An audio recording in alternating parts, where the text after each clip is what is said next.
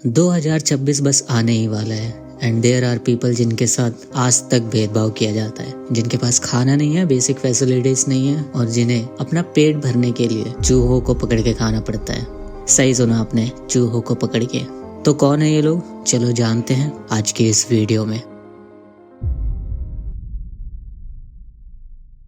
Hello friends, this is Rahul. आज मेरे पास एक छोटा सा सवाल है आपके लिए। क्या आपको मूसर शब्द का मतलब पता है? अब चाहे पता हो या ना पता हो, मुझे बताना तो पड़ेगा ही।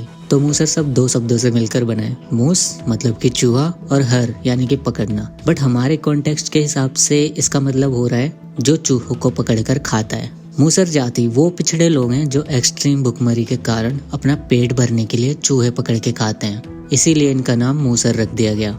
बट ये बाय चॉइस नहीं है, बाय सिचुएशन है। आजादी के 79 साल बाद भी भारत के बिहार, पूर्वी उत्तर प्रदेश और झारखंड के क्षेत्रों में ये लोग 2 वक्त की रोटी के लिए संघर्ष कर रहे हैं। चलो थोड़ा समझते हैं इनके बारे में। आपको हमारे भारत की जाति व्यवस्था के बारे में तो पता ही होगा।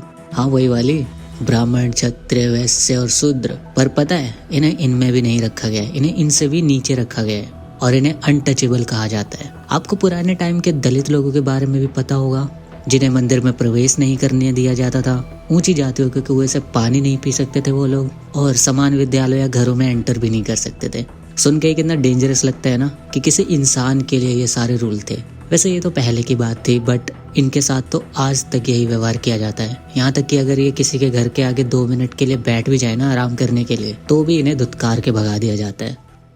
इनके साथ ऐसे ऐसे तरीकों से भेदभाव होता है कि आप सुन के हैरान रह जाओगे। सबसे पहले तो यही कि लोग इन्हें छूना या फिर इनके आसपास आना भी पसंद नहीं करते। फिर मेनली बिहार में इन्हें मेन सिटी से थोड़ा दूर साउथ की साइड बसाया गया है। अब आप पूछोगे कि साउथ की साइड इतना स्पेसिफिक लोकेशन क्यों बोल रहा हूँ मैं? रीजन बताऊं क्यों? क्योंकि लोगों को लगता है कि साउथ की साइड से हवा बहुत कम चलती है या फिर ना के बराबर चलती है, तो इनकी गंध या महक शहर में ना पहुंचे, इसलिए इन्हें साउथ की साइड बसाया गया है। आई डोंट नो ये साउथ से हवा बहने वाली बात कितनी सच है। मैंने फाइंड आउट करने की कोशिश तो की थी, बट फिर मुझे पता चला कि बिहार में सीजनल हवाएं चलती है, वो भी डिफरेंट डायरेक्शन से।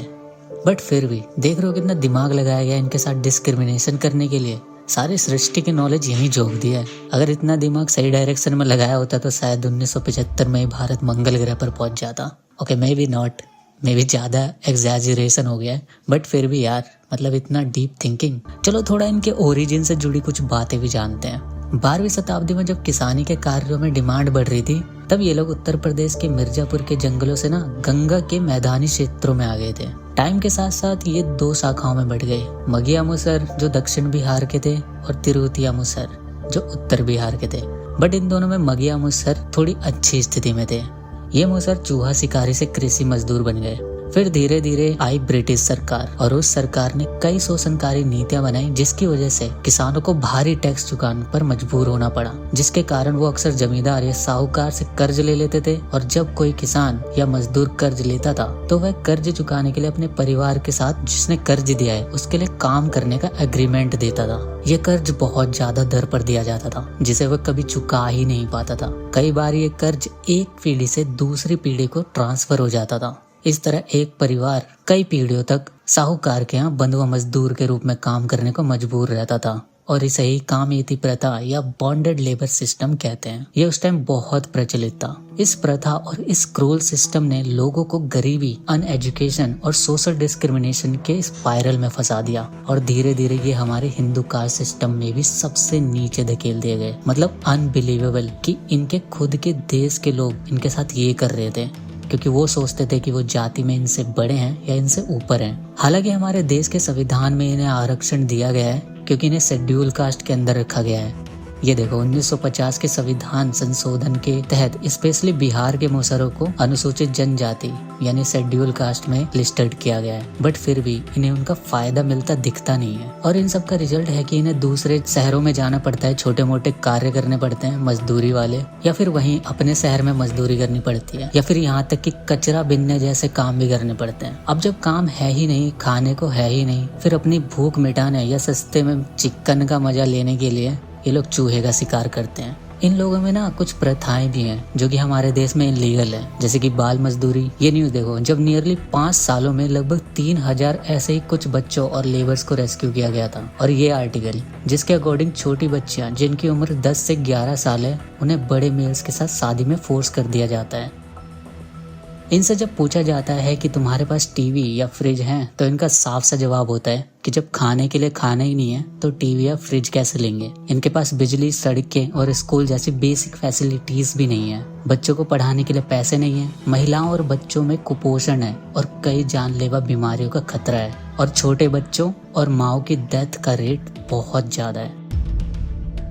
ऐसा नहीं है कि इनको मजबूत करने के लिए या फिर इन्हें बेसिक फैसिलिटीज देने के लिए आज तक कुछ किया नहीं गया है। कई प्रयास किए गए हैं, जैसे 2007 में इनकी और इन्हीं जैसी और जातियों के लोगों को हेल्प करने के लिए महादलित आयोग को बनाया गया है। प्रधानमंत्री आवास योजना और मुख्यमंत्री आवास योजना के तहत घर बनाने के लिए पैसे देने जैसी योजनाएं भी हैं। मनरेगा जैसी योजनाएं भी है जिसके तहत 100 दिनों के लिए एम्प्लॉयमेंट की गारंटी दी जाती है। बट जैसा कि अक्सर देखा जाता है, नीतियों का ठीक से पालन न होना, करप्शन और बहुत सारी वजहों से इनको इन योजनाओं का लाभ मिल ही नहीं पाता। इनके अलावा कुछ NGOs भी हैं जैसे अमृता सर्व, एक्शन एड एसोसिएशन और कुछ लोग भी हैं जैसे मनोज कुमार जो खुद शिक्षा हासिल करने के बाद दूसरों को प्रेरित कर रहे हैं, जिससे इनकी कम्युनिटी के बीच में शिक्षा के प्रति जागरूकता बढ़ी है। कुछ पॉजिटिव चेंजेस भी हुए हैं, जैसे कि कई लोगों ने इतनी कठिनाई होने के बावजूद भी एजुकेशन ली है और वो दूसरों को एजुकेट करने की कोशिश कर रहे हैं। पेरेंट्स में भी कहीं ना कहीं अपने बच्चों को पढ़ाने की जागरूकता बनी है। बट मेजोरिटी में देखा जाए तो इनकी सिचुएशन अभी भी अच्छी नहीं है। इन्हें अभी बहुत ज्यादा सपोर्ट की जरूरत है। और जिस देश में ये रहते हैं, मुझे लगता है कि उस देश की रिस्पॉन्सिबिलिटी बनती है कि इन्हें एक बेटर लाइफ जीने के लिए सारी फैसिलिटीज मिलनी चाहिए। So this was the video. आप अपने थॉट जरूर बताना कमेंट्स में। अगर वीडियो अच्छा लगा हो तो लाइक करना और ऐसे ही और वीडियोस के लिए चैनल को सब्सक्राइब कर लो। मिलते हैं किसी और वीडियो में, तब तक के लिए बाय बाय।